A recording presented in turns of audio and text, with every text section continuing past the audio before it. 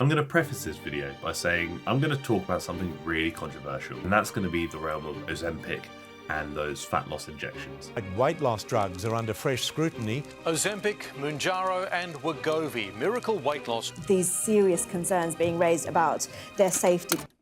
That's coming later. Something I haven't done for a while, and something I actually really like doing because I get to condense a lot of information into a relatively short period. I'm going to be reacting to some TikTok nonsense. I love TikTok. It gives me endless content where people are promoting such useless crap, for lack of a better term, and I can roast it and tell you why not to do it and hopefully educate somebody along the way. We'll see. Firstly, no audio over these because most of them have copyright songs and I don't want to get punched by YouTube. My flat and toned stomach workout routine. God, here we go. I'm gonna throw out a real curveball in this, which is no workout will give you a flat and toned stomach. Shocking, I know, because it goes against what a lot of influencers are saying to you. Regardless of what movements you do, regardless of what rep range you do, you're about to see sets of 30 reps in a second, there you go. That won't influence whether you have a flat and toned stomach. Ultimately, if you really want a flatter stomach, the best thing you can do is get leaner.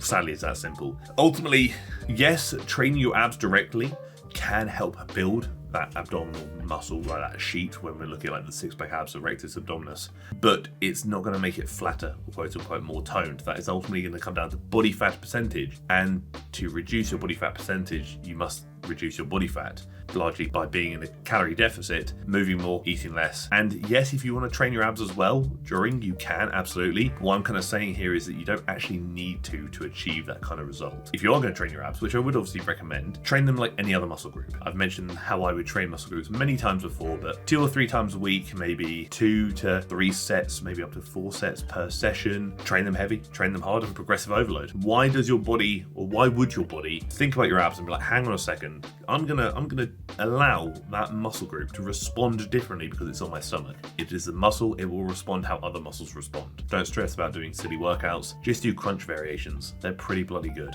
But as always, if at any point you actually just like anything I'm saying or even learn something from the video, I would very much appreciate it if you did like the video and even subscribe to the channel. It does mean a lot. And if you don't, I'm probably gonna cry about it. So this one actually does have audio because she says some things I disagree with. I need her to say. Ooh.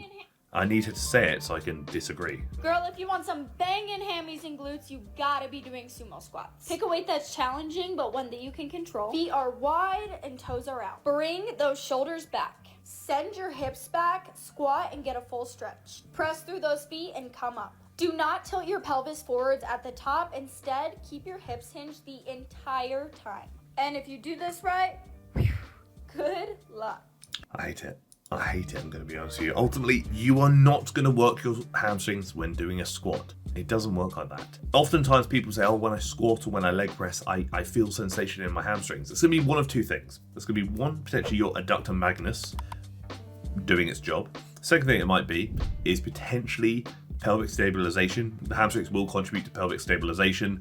Doesn't mean they're actually working. Ultimately, you have to look at the functions being performed here against resistance. When we look at knee extension, for example, standing up, what muscle does that? What muscle group does that? The quads. You cannot work opposing muscles at the same time. That's like assuming you're going to get a great bicep workout doing tricep pushdowns. Don't do it. If you want to work your hamstrings really effectively, I'd really think about 2 things. Bending the leg, so leg curls, the opposite of what we were doing here, and hinging the hips. Simple as that. Bum back, leg curl. Doing a little hinge at the top of your squat before squatting into it is not going to be adequate range of motion to provide any useful stimulus for the hamstrings. Either do an SLDL or do a leg curl.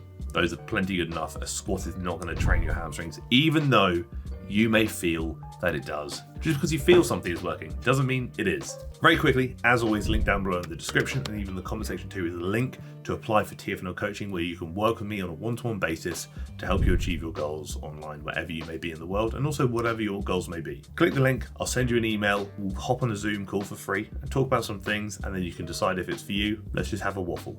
Here we go, Ozempic. Let's go up, no audio. Ozempic is cheating, according to this individual, or maybe that's what they're quoting. Lazy?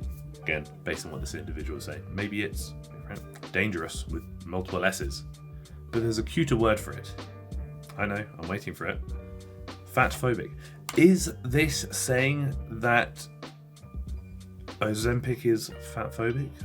Because I'm not going to touch on that because I don't yeah, I think that's a story for another day. Regardless, I get asked quite a lot, what are my thoughts and opinions regarding these injections? I actually back them, but don't get angry at me. I back them for people who could really benefit from them.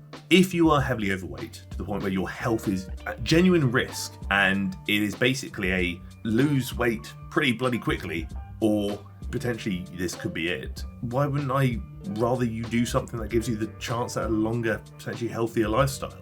Obviously I want that. Again, do I think everyone in the world should take them? No, but when you are in that category where you are really struggling and it is a genuine health concern, then yeah, I think they have a fantastic place in medicine. And I think, yes, people are going to say, oh, but you've not seen the side effects of X, Y, Z. I get it. But do you know what's a really bad side effect of something?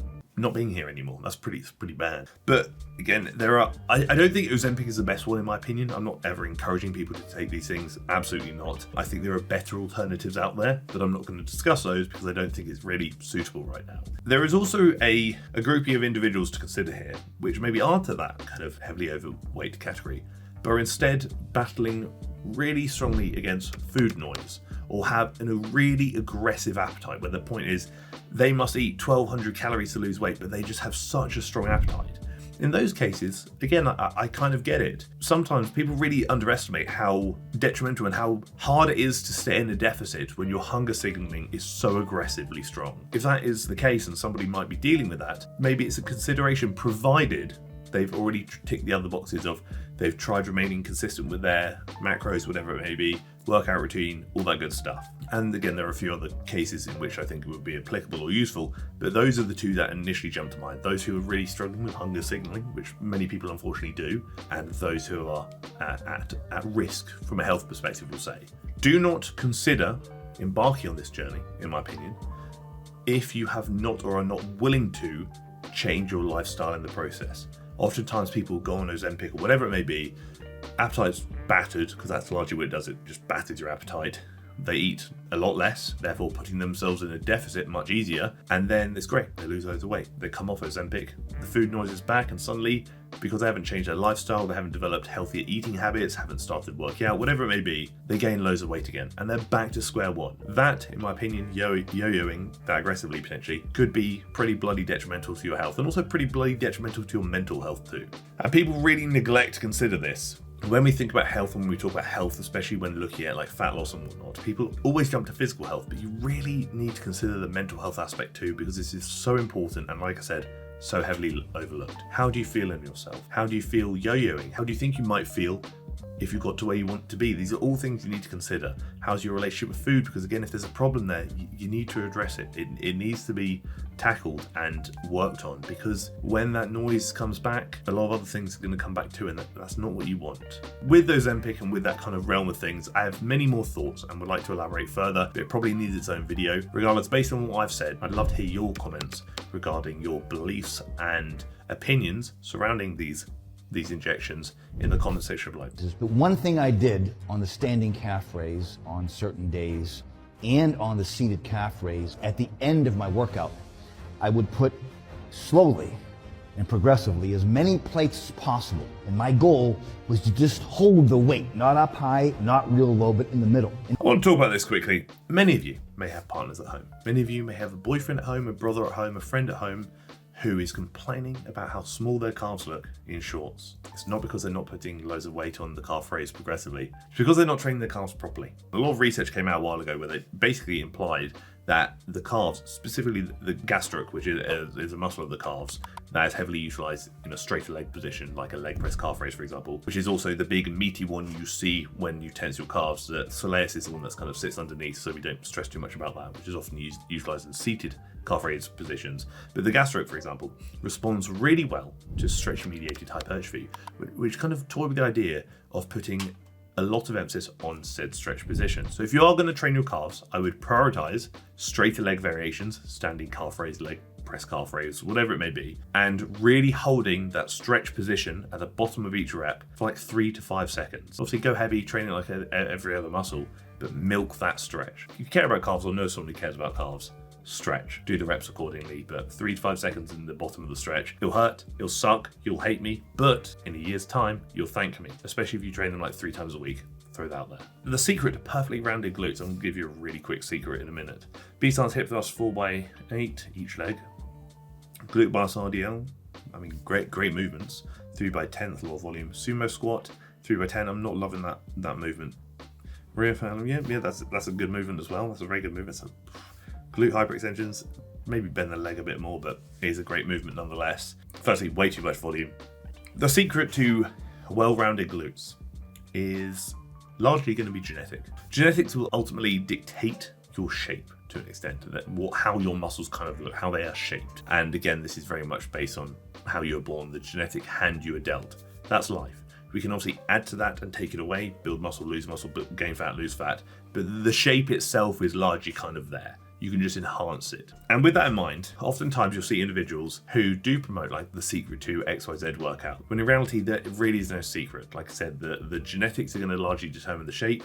What you should do if you want to build your glutes, as I mentioned many times before, is watch some of my other videos, that's a big one there, and also just train them well. Like I said, train them 3 times a week at the start of your workout, maybe 2 to 4 sets each time. So you're accumulating up to, let's say, 12 working sets per week. You're targeting them in different positions. You're looking at a lengthened dominant position with a hip hinge. You're looking at a thrust pattern. You're looking at a unilateral pattern maybe. You're also looking at like an abduction-based pattern. So you're targeting all of the major heads of the glutes, thus building them pretty evenly, or we'll say in a balanced manner, thus leading them to be hopefully shapely or having developed muscle to encourage the shape that you so wish, or your genetics have blessed you with. You don't need to overcomplicate it, but there is no secret, sadly. It is just build muscle, get leaner, and do this for a long time, and you'll probably be okay. As I mentioned earlier in the video, hopefully, if you aren't okay, or want to learn how to build your glutes properly, or want some good advice with it, TFNL coaching is always linked down below in the description. Let's hop on a Zoom call, and if coaching's for you, we'll make it for you, and we'll help build said glutes, and I'll tell you to do as I say, not as I do, because I don't train my glutes, because I can't be, for lack of a better term, asked. Thank you for tolerating me. Thank you for tolerating my waffle about many things online, and thank you for tolerating the video.